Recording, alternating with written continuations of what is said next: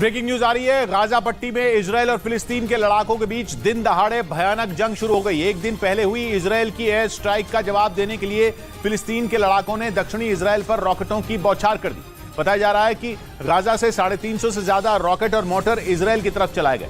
वहीं इजरायल भी लगातार दूसरे दिन गाजा पर एयर स्ट्राइक कर रहा है, बल्कि इजरायल तो गाजा से आर पार की जंग लड़ने के मूड में दिख रहा है। खबर है कि उसने अपने टैंक और एयर डिफेंस सिस्टम आयरन डोम गाजा बॉर्डर की तरफ मूव कर दिए।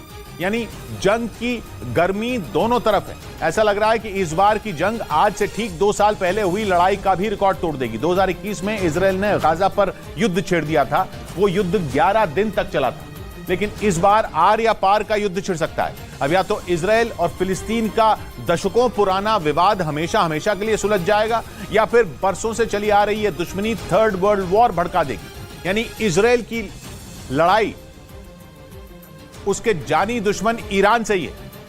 बात इतनी है कि ईरान खुलकर सामने नहीं आया है, लेकिन इस जंग के पीछे दिमाग ईरान का ही है। अहम बात यह भी है कि इस बार इजरायल का विलेन गाजा पर राज करने वाला चरमपंथी संगठन हमास नहीं, बल्कि पीआईजे यानी पैलेस्टीनियन इस्लामिक जिहाद है,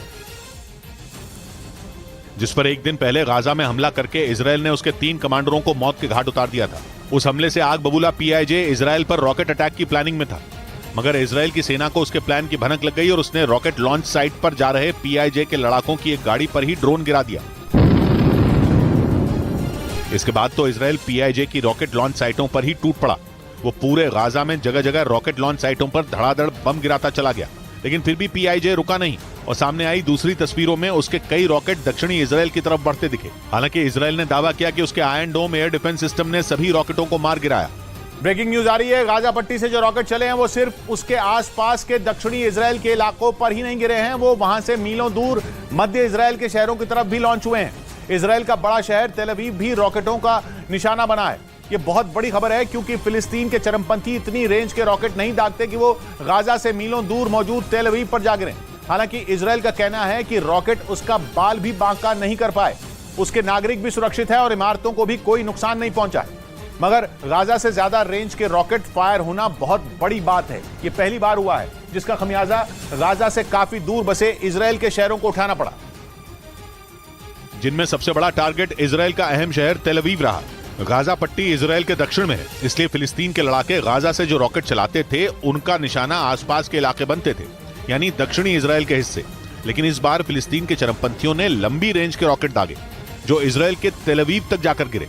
और तेल अवीव शहर के पास ही इजरायल का मुख्य अंतर्राष्ट्रीय हवाई अड्डा है, जो सबसे ज्यादा बिजी रहता है। जिस वक्त तेल अवीव पर रॉकेट गिर रहे थे तब एयरपोर्ट पर कई हवाई जहाज लैंड करने को थे, लेकिन एयरपोर्ट ने उन्हें तुरंत अलर्ट किया और एयरपोर्ट से दूर आसमान में ही वो चक्कर लगाने को कह दिया, क्योंकि अगर एक भी रॉकेट की चिंगारी तक किसी हवाई जहाज को छू जाती तो सैकड़ों लोगों की जान खतरे में पड़ जाती। हालांकि थोड़ी देर बाद एयरपोर्ट फिर चालू हो गया। लेकिन इजरायल को पहले से ही अंदाजा था कि फिलिस्तीन के चरमपंथी सिर्फ गाजा के आसपास ही नहीं, बल्कि दूर मौजूद इजरायल के शहरों पर भी हमले कर सकते हैं। इसलिए हमलों से पहले ही तेल अवीव शहर में लगभग 250 बॉम्ब शेल्टर खोल दिए गए थे, ताकि लोग जान बचाने के लिए वहां पनाह ले सकें। ये लड़ाई बहुत भयानक होने वाली है, इसलिए इजरायल ने गाजा पट्टी से लगने वाले अपने इलाके खाली कराने शुरू कर दिए हैं।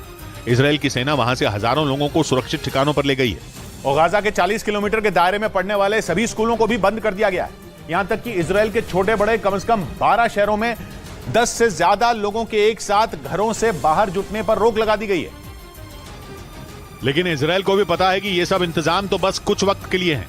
अगर फिलिस्तीन के चरमपंथियों के प्लान पर पानी फेरना है तो तगड़ा बंदोबस्त करना होगा। यही वजह है कि इजरायल एक पायलट प्रोग्राम के तहत गाजा के आसपास अहम जगहों पर मजबूत दीवारें खड़ी करने में लगा है। गाजा से चलने वाली एंटी टैंक मिसाइलें कई बार इजरायल के शहरों में लोगों को मौत की नींद सुला चुकी हैं। 2 साल पहले ही हमास ने इजरायल की सेना की एक गाड़ी पर भी एंटी टैंक मिसाइल गिरा दी थी, लेकिन इजरायल की दीवारें उसे हमास की एंटी टैंक मिसाइलों से बचा लेंगी। ये दीवारें इजरायल के खुले इलाकों की भी हिफाजत करेंगी, जहां से गाजा के पास रहने वाले इजरायल के नागरिक इमरजेंसी के वक्त भी वहां से सफर कर सकेंगे। यानी फिलिस्तीन के लड़ाकों के साथ भले ही ईरान खड़ा हो, लेकिन इजरायल भी पक्की तैयारी में जुटा है। और उसके प्रधानमंत्री ने तो यह ऐलान भी कर दिया कि इजरायल एक साथ कई मोर्चों पर ईरान से लड़ने को तैयार है। और उन्हीं तेवरों के साथ एक दिन पहले इजरायल ने अपने कब्जे वाले वेस्ट बैंक पर धावा बोल दिया। इजरायल ने रात को वेस्ट बैंक में रेड कर दी और उसकी सेना ने वहां फिलिस्तीन के 2 लड़ाकों को मार गिराया। इजराइल की सेना ने बताया कि दोनों फिलिस्तीनियों ने उसके सैनिकों पर फायरिंग की थी। बाद में पैलेस्टीनियन इस्लामिक जिहाद ने मरने वाले दोनों लड़कों को अपने लड़ाके बताया। उधर ईरान के मीडिया के मुताबिक अमेरिका के पूर्व राष्ट्रपति डोनाल्ड ट्रंप समेत कई बड़े नेताओं के खिलाफ ईरान की सरकार ने फिर से वारंट जारी कर दिया। ट्रंप के खिलाफ यह गिरफ्तारी वारंट बगदाद में हुए उस ड्रोन हमले के लिए जारी हुआ जिसमें ईरान की स्पेशल फोर्स के कमांडर कासिम सुलेमानी की मौत हुई थी। और तब से आज तक ईरान उनकी मौत के बदले की आग में जल रहा है। उसने ट्रंप से कासिम सुलेमानी की मौत का बदला लेने की कसम खाई थी। ईरान के मीडिया के मुताबिक दोबारा जारी किए गए वारंट में अमेरिका के पूर्व राष्ट्रपति डोनाल्ड ट्रंप के अलावा 71 लोगों के नाम शामिल हैं। ट्रंप सरकार में अमेरिका के विदेश मंत्री रहे माइक पोम्पियो के खिलाफ भी ईरान ने गिरफ्तारी वारंट जारी कर दिया। 2020 में भी ईरान ने ट्रंप समेत 36 लोगों पर वारंट जारी किया था और इंटरपोल यानी इंटरनेशनल क्रिमिनल पुलिस ऑर्गेनाइजेशन से उनकी गिरफ्तारी के लिए रेड कॉर्नर नोटिस जारी करने की अपील की थी। लेकिन तब इंटरपोल ने ईरान की अपील को नियमों का हवाला देकर खारिज कर दिया था। ईरान कासिम सुलेमानी की मौत को हत्या बताता है और डोनाल्ड ट्रंप को इसके लिए जिम्मेदार मानता है, क्योंकि 3 जनवरी 2020 को तब के अमेरिकी राष्ट्रपति डोनाल्ड ट्रंप के आदेश पर ही सेना और अमेरिकी खुफिया एजेंसी CIA ने मिलकर कासिम सुलेमानी को ड्रोन हमले में मार दिया था, जिसके बाद ईरान ने इराक में अमेरिका के 2 सैन्य ठिकानों पर ताबड़तोड़ 22 मिसाइलें दाग दी थी और 80 लोगों के मारे जाने का दावा किया था। हालांकि अमेरिका ने मौत के आंकड़ों की पुष्टि नहीं की। लेकिन दोनों देशों के बीच जंग का माहौल बन गया, क्योंकि ईरान के supreme leader Ayatollah Ali Khamenei के बाद कासिम सुलेमानी को वहां का दूसरा सबसे शक्तिशाली इंसान माना जाता था। लेकिन अमेरिका कासिम सुलेमानी को अपने सबसे बड़े दुश्मनों में एक मानता था। 2019 में तो उन्होंने अमेरिका को खत्म कर देने की धमकी तक दे डाली थी और जंग के लिए अपनी कुद्स फोर्स को तैयार रहने के आदेश भी दे दिए थे। वो उस वक्त ईरान की स्पेशल फोर्स कुद्स फोर्स के कमांडर इन चीफ थे। उन्हें ये जिम्मेदारी 1998 में दी गई थी। बाद में उन्होंने सीरिया और इराक में आतंकी संगठन ISIS के खिलाफ मोर्चा खोल लिया था। लेकिन अमेरिकी सेना के कई ठिकानों पर बड़े हमले भी करवाए, जिससे वो अमेरिका की आंखों में चुभने लगे और अब एक बार फिर से उनकी मौत के 3 साल बाद ईरान और अमेरिका में ठन गई है। इस बीच ईरान में सरकार विरोधी प्रदर्शन में शामिल 3 लोगों को फांसी की सजा सुना दी गई। तीनों को ईरानी पुलिस ने उस वक्त गिरफ्तार किया था जब वो सरकार के खिलाफ हो रहे एक प्रदर्शन में हिस्सा ले रहे थे। और ईरान सरकार के आदेश के बाद माना जा रहा है कि बहुत जल्द तीनों को फांसी के फंदे पर लटका दिया जाएगा। असल में बीते 1 साल से ईरान में सरकार के खिलाफ जोरदार प्रदर्शन हो रहे हैं। इसी दौरान माजिद काजमी, सालेह मीर हाशमी और सईद याकूब नाम के इन 3 युवकों को पकड़ा गया था। IHR यानी ईरान ह्यूमन राइट्स की एक रिपोर्ट में दावा किया गया कि लोगों को प्रदर्शनों में हिस्सा लेने से रोकने और उनमें डर पैदा करने के लिए वहां मौत की सजा दी जा रही है। क्योंकि मानवाधिकार संगठन की रिपोर्ट में बताया गया कि वहां 2 लोगों को सिर्फ इसलिए फांसी दे दी गई थी क्योंकि उन्होंने हिजाब विरोधी प्रदर्शनों में हिस्सा लिया था। यही नहीं, पिछले 1 साल में नशीली दवाओं की तस्करी से जुड़े अपराधों में भी काफी लोगों को मौत की सजा दे दी गई।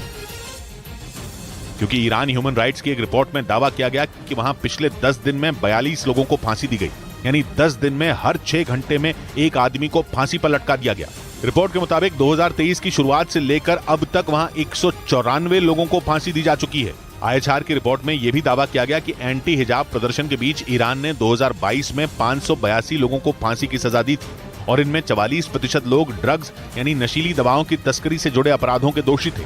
यानी ईरान में अपराध छोटा हो या बड़ा, सजा सिर्फ एक ही है और वो है सजाए मौत, जिसने अंतर्राष्ट्रीय संगठनों की नींद उड़ा दी। संयुक्त राष्ट्र मानवाधिकार संगठन ने ईरान के फैसलों पर सवाल उठाया और प्रदर्शनकारियों को मौत की सजा दिए जाने की कड़ी निंदा की। उधर यूक्रेन की फौज ने लेजर गाइडेड रॉकेट से पुतिन की सेना पर ताबड़तोड़ हमले करने का दावा किया, जिसका एक वीडियो भी सामने आया, जिसमें एक मकान में तेज धमाके होते दिखाई दिए। सामने आए वीडियो में यूक्रेन के जवान कुछ लेजर गाइडेड रॉकेट को हमले के लिए तैयार करते नजर आए। उन्होंने सबसे पहले रॉकेट को रॉकेट लॉन्चर में लोड किया और इसके बाद जोरदार हमले करने शुरू कर दिए, जिसके बाद पूरा इलाका थर्रा उठा। दावा है कि यूक्रेन के जवानों ने रूसी सेना के कई ठिकानों पर भीषण हमले कर उसे काफी नुकसान पहुंचाया। हालांकि यूक्रेन ने पुतिन की फौज पर ये हमले किस इलाके में किए, इसकी जानकारी उसकी तरफ से नहीं दी गई।